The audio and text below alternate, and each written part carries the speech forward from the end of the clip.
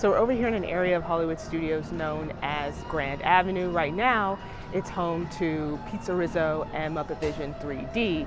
But pretty soon this is going to change because it's going to be turned into a land that's based on Monsters, Inc. But I'm not here to talk about Monsters, Inc. I'm here to talk about the Muppets. I'm here to say my final goodbyes to PIzzeRizzo, Muppet Vision 3D, and all the details that are scattered throughout what's left of Muppets Courtyard. Because pretty soon, this is all going away forever. Forever? Forever.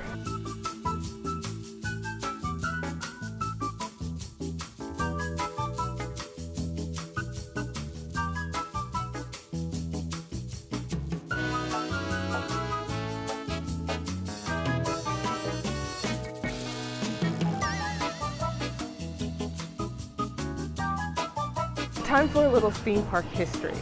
Before this area was known as Grand Avenue, it was actually part of Streets of America.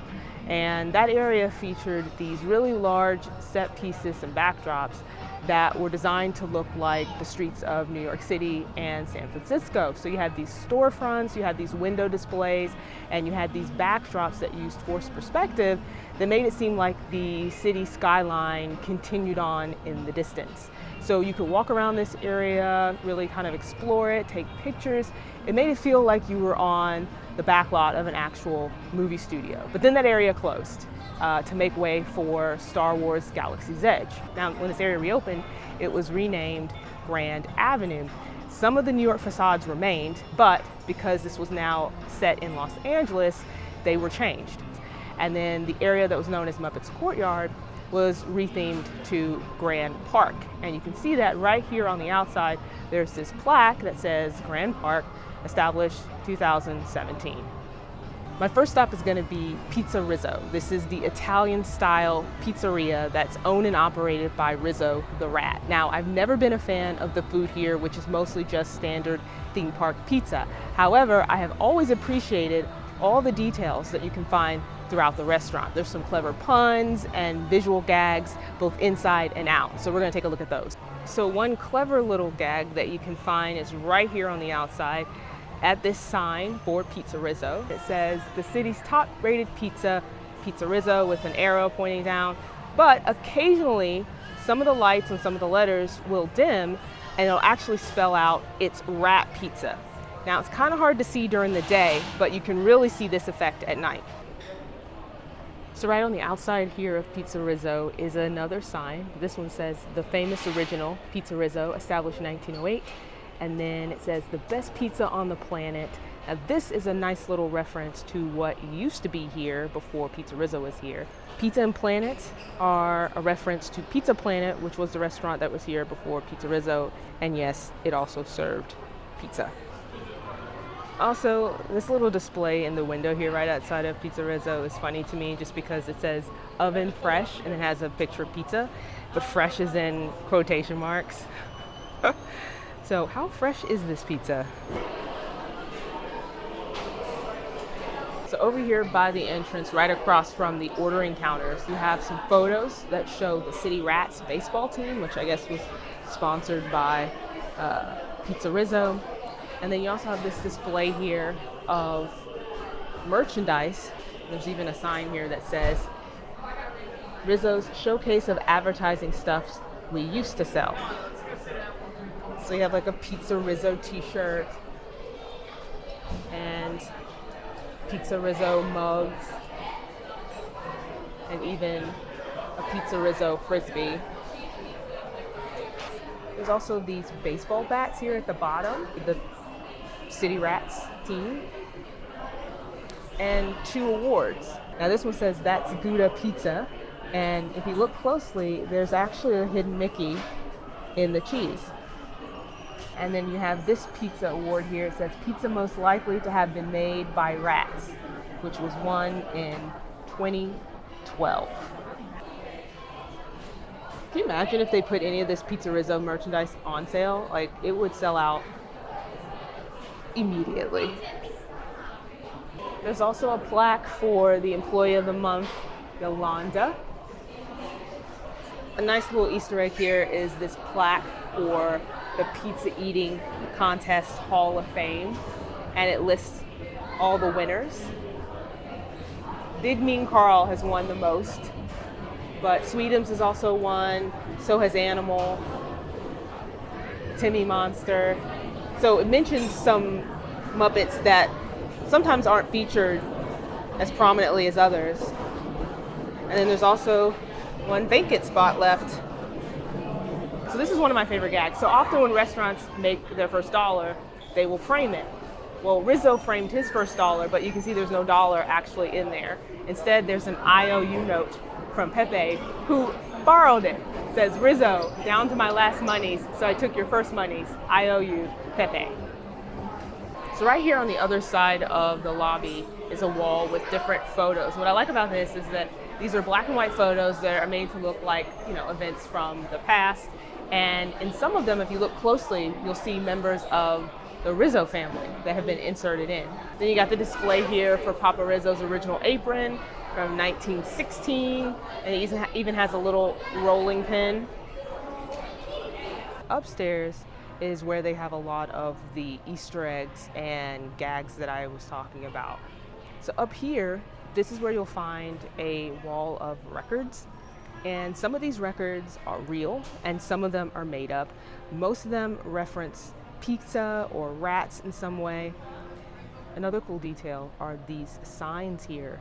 Now these actually came from the former streets of America. Like for instance, this subway sign here was actually part of a fake subway entrance in Streets of America. And then they saved it and used it for the wall decoration here at PIzzeRizzo. One of the unique features here at PIzzeRizzo is its banquet hall. And right outside here is a bulletin board that tells you about the upcoming events that are happening. See here it says, today, somebody got married. Join us for the wedding reception of Jill and Lil, daughter of Will and Jill, son of Phil and Bill, featuring DJ Electric Mayhem playing the greatest wedding hits of all time. Now this banquet hall is actually another dining space, and it's usually pretty popular because it's kind of tucked over here in the corner. But what's really unique about it is that it has its own disco ball, and it also has a dance floor. Now over here in this bulletin board display, you'll find some more cool Easter eggs that make reference to different Muppets. So over here you have a bunch of different advertisements and flyers. You have an ad for Gonzo's Royal Flush. You've got a flyer for Swedish singing cakes, a reference to the Swedish chef. There's also a flyer for smooth jazz medleys with Rolf. You also have an ad for the grand opening of PIzzeRizzo, and it features a coupon for a free slice of pizza. On the other side of the dining room, they have this display of caricature artwork of the Muppets. Now, these are actually drawn in the style of the famed caricaturist Al Hirschfeld, who was known for his drawings of celebrities, and many of those were hung up on the walls of the Brown Derby in Hollywood. But here we have the Muppets. So we've got Miss Piggy, we've got Kermit, then you also have Rizzo right here in the center, and he's actually in color. So over here you had It's a Wonderful Shop. This was the Christmas themed gift shop that had a bunch of Christmas merchandise. It hasn't been open for a while. Disney has occasionally opened it for special events. So was it last year or the year before last? You could actually go in here and meet Santa during the holidays, and they also had a Duffy meet and greet. Now over here we have Mama Melrose's, which is closed now. This actually closed in May. This was like the start of the phase closure over here in Muppets Courtyard. I actually was able to come and get one final meal here before the closure, and was able to try the new menu that they had rolled out like several months before the closure. Mama Melrose's wasn't one of my favorite restaurants. I rarely ate here. In fact, the last time I ate here was probably the third time that I had eaten here ever. But it was good food. I really liked the decor inside. But yeah, this is gone. Now on the back end of Muppets Courtyard, you have what used to be the Stage 1 company store. Now this was a gift shop that sold Muppet themed merchandise. It hasn't been open as that kind of gift shop for years, so unfortunately we're not able to go inside and take a look around. However, back when it was open, in addition to the Muppet merchandise, it used to have set pieces and props that reference different Muppet movies. Now, similar to the It's a Wonderful Shop, occasionally Disney has opened up this building for special events. So it opened up for Hollywood Studios' 35th anniversary, and they had some exclusive anniversary merchandise available to buy in there. And then they also opened it up for Jollywood Nights, and they had a special Muppets Christmas Carol themed photo op.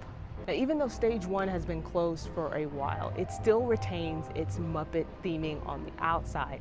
So you have these really large statues of Kermit the Frog in a tuxedo on either side of the entrance here. And then you also have a clock face featuring Miss Piggy.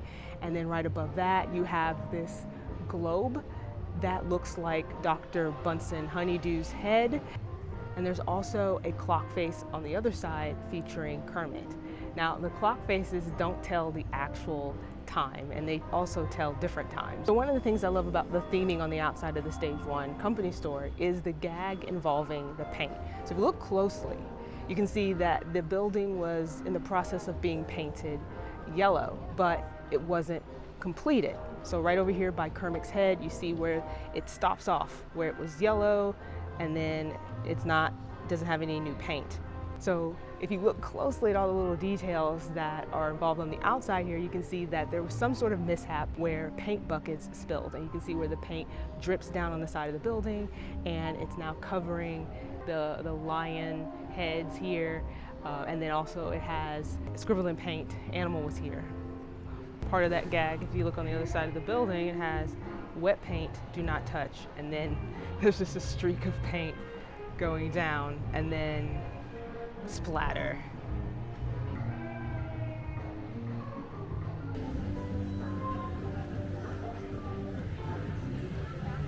So up next on this farewell tour is Muppet Vision 3D. Now, many people consider this to be a classic. It's one of the oldest attractions here at the park, at least for now. It's also one of the last projects that Jim Henson worked on before his death. Now, outside the entrance to Muppet Vision 3D, you have this fountain featuring Miss Piggy as Lady Liberty. And this isn't the original fountain. It actually used to feature more Muppets. So Fozzie Bear was also part of this fountain. He was behind a camera. You also had Gonzo holding one of the old school megaphones, and even Animal was featured as part of this fountain. All right, before I go inside Muppet Vision 3D, I do want to point this out. So this marquee out here isn't the original marquee. They actually changed it when this area became Grand Park. Now, if you look just above the current marquee, you can kind of see a faded area where the original marquee used to be. Hi, Muppet Vision 3D everybody. I hope you have a great time. Muppet Vision 3D queue is one of my favorites just because it's chock full of details. So when you first enter here, you walk through this lobby area that's designed to look just like the lobby of the research facility that's featured in the Muppet Vision 3D movie. One of my favorite little Easter eggs is right over here at this unattended security office. You'll also see a sign up that says back in 5 minutes, and then it says key under the mat. And if you actually look under the mat, there's a key. Over to the left of the entrance is a directory, and it's filled with so many gags too. If you take a look here, you'll see there's the Institute of Heckling and Browbeating, and that's led by Statler and Waldorf. And you also have a listing for Muppet Kitchens and Pyrotechnics Research. That's led by Swedish Chef. You also have the Academy of Amphibian Science, led by Kermit the Frog. You have the Division of Decibel Development, Animal Percussionists at Large, the Department of Comedic Timing and Delivery. And then it says, take Fozzie Bear, please. There's additional detailing that they have to make your way down the hallway. So they have these different doors for the different departments. So you have things like the Department of Artificial Reality, or even the Division of Fashion Technology.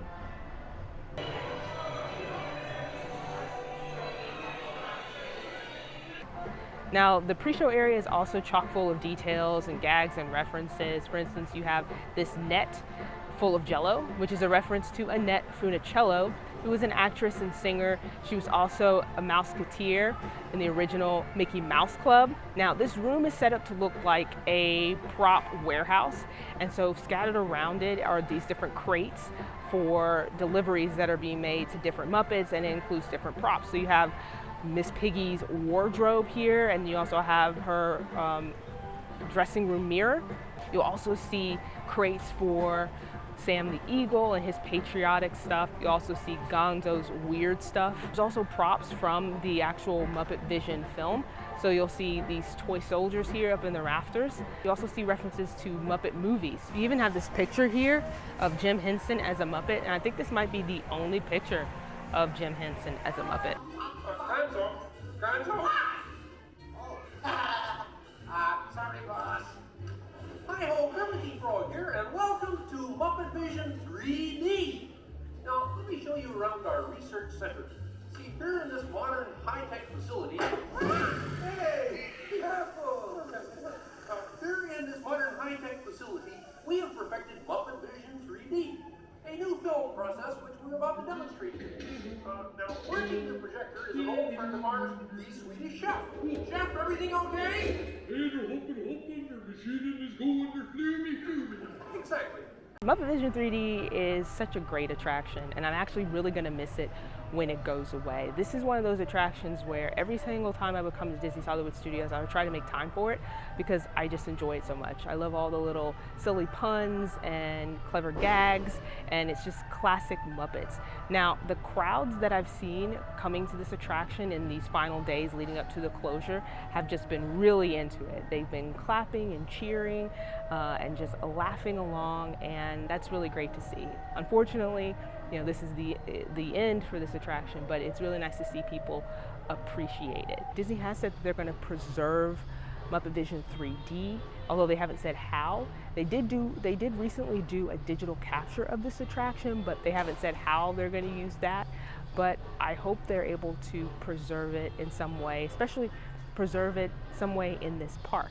So earlier I pointed out the advertisement for Gonzo's Royal Flush, and there's also another reference to it right here at the public restrooms. These are actually executive used toilet showroom presented by Gonzo's Royal Flush. So Gonzo has basically used the restrooms as his showroom for his toilet business. Now, the Muppets aren't going away forever. I did spend most of this video bidding farewell to Muppets Courtyard and PIzzeRizzo and Muppet Vision 3D, but the Muppets are actually going to be staying in Disney's Hollywood Studios. In fact, they're going to be moving to the other side of the park and taking over the Rock and Roller Coaster area. So Rock and Roller Coaster is going to be rethemed to Dr. Teeth and the Electric Mayhem, and I can't wait to see what that looks like, although I am going to miss Rock and Roller Coaster.